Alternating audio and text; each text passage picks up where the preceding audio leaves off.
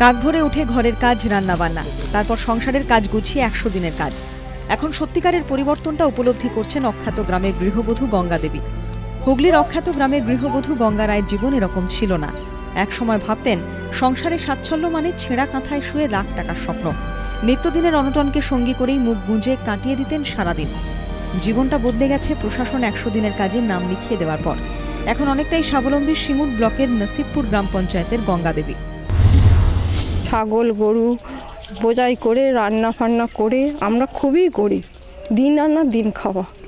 আমাদের কাজকর্ম করে আমরা 100 দিনের কাজ করছি। অঞ্চলে যেয়ে আমরা কাজ চেয়েছি 100 দিনে, হ্যাঁ ওরাই কাজ দিয়েছে।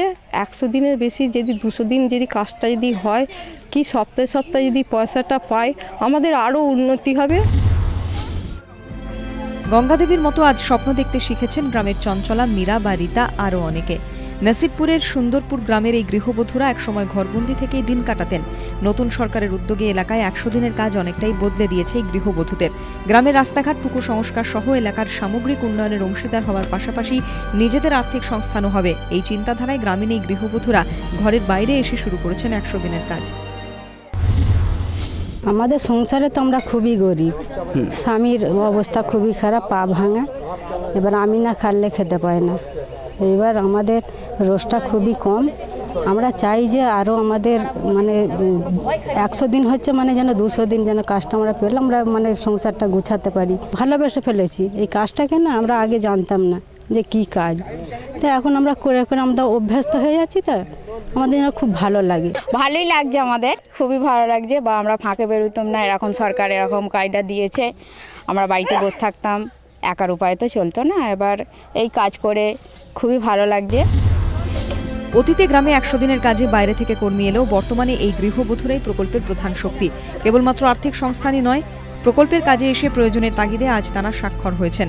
লজ্জা ও সংকোচকে দূরে সরিয়ে এগিয়ে এসেছেন গৃহবধূরা। নিজের পায়ে দাঁড়াচ্ছে গোটা গ্রাম।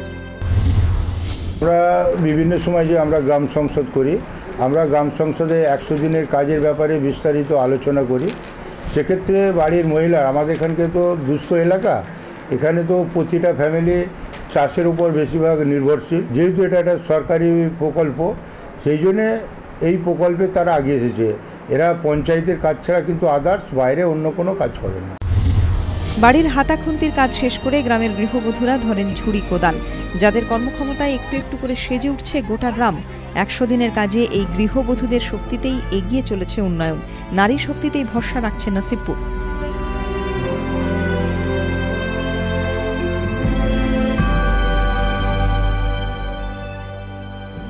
হুগলি থেকে ক্যামেরায় শুভাশিস প্রামাণিকের সঙ্গে তাপস রাহার রিপোর্ট, নিউজ টাইম।